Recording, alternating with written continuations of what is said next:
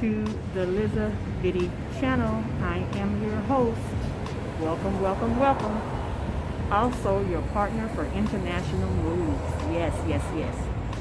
I have been away. I've been busy.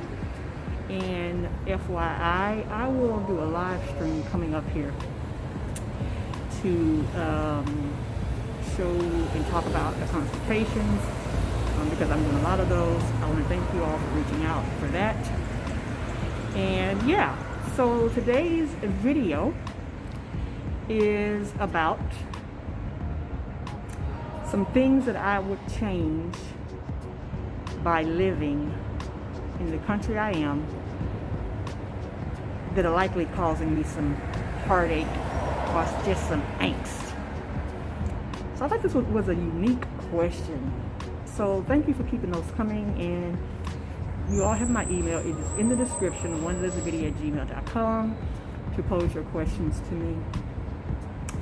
So I will talk about my experiences in two things that are issues when I travel in places that are not highly populated by us.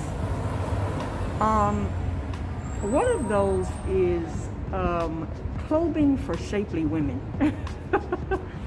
Now I know that sounds funny to you all, but that is a big one. Like here in the UAE, I don't do a lot of clothing shopping. Because I find that the things that I like, because I like unique stuff, typically it doesn't fit right on me because of my body type, body shape. I'm not saying that they don't have shapely women, but they may not be as curvy as we black women tend to be. I'll give you an example. Like for me, when I go into the Levi store here, because I do like Levi jeans, to me they do not fit the same as if I were to get them stateside. And I was mentioning this to someone before. I'll let this pass.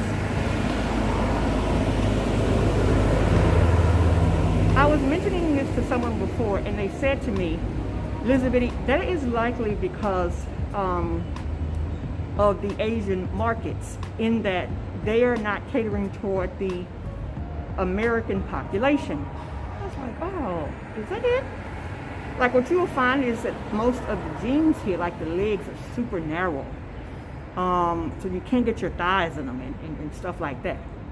And then if you find one where you can get in there, there could be an issue with the waist. It is, yeah.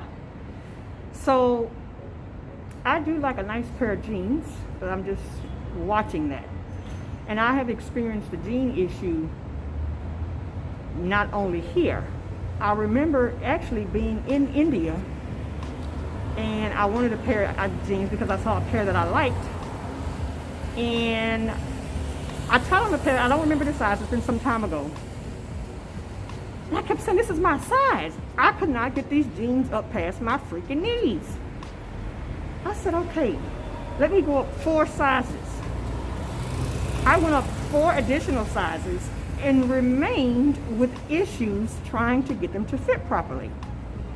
So then I happened to be out at a different place in India and experienced the same thing. Now what's funny is, or what's telling is the point that you will see larger sized Indian women. Now granted, most of them don't wear jeans. You will see them likely in their traditional gear. But I'm wondering, well, who is fitting these jeans here? Sure, they have women who are petite, but I thought that was very, very awkward because overall, the women are not jean wearers. And so, even with them selling these these petite, I'm going to call them irregular sizes, I'm trying to figure out the audience market that they are gearing themselves towards. So, clothing. Clothing is huge. Second one, being abroad for me. Remember, I initially said I was going to be telling you about two. All right? Let's allow that to pass. Contrary to belief, as well traveled as I am not adventurous when it comes to food. I recognize that culturally, food can break barriers, like similar to you learning indigenous languages and things like that. But I am one of these people that if food does not pass the eye test and the smell test, I cannot eat it. I don't care what the people around me are saying and ranting and raving about how delicious, how good, how tasty it is. That is one of the things that is a point of contention for me. Now, what gets me to try,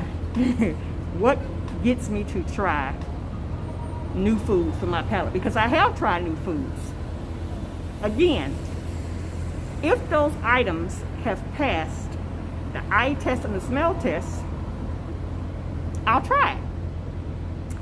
Now, I get very squeamish about certain things, okay?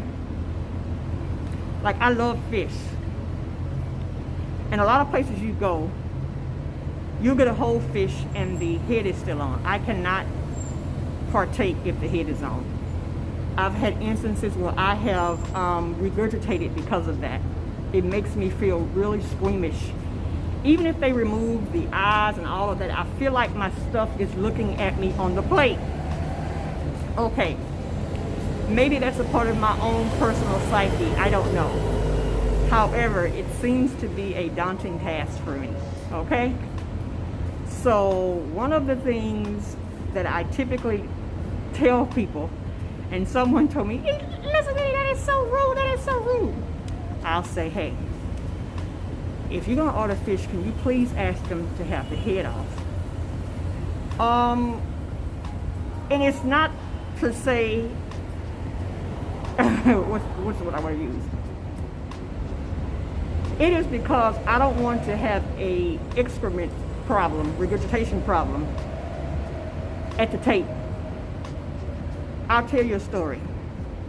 There was a place here in the UAE that someone I knew asked me if I wanted to go and check out. I say, sure. She says, oh yeah, they have all kind of great fish, etc. We go. What she did not tell me was that the fish, when it came out, it had the head on. Otherwise, I would have asked them to cut the heads off. She says, oh my goodness, I forgot. I am so sorry. I would never do. Well, I had an accident there, okay? And I was starving. I was so famished. So, the clothing and the food.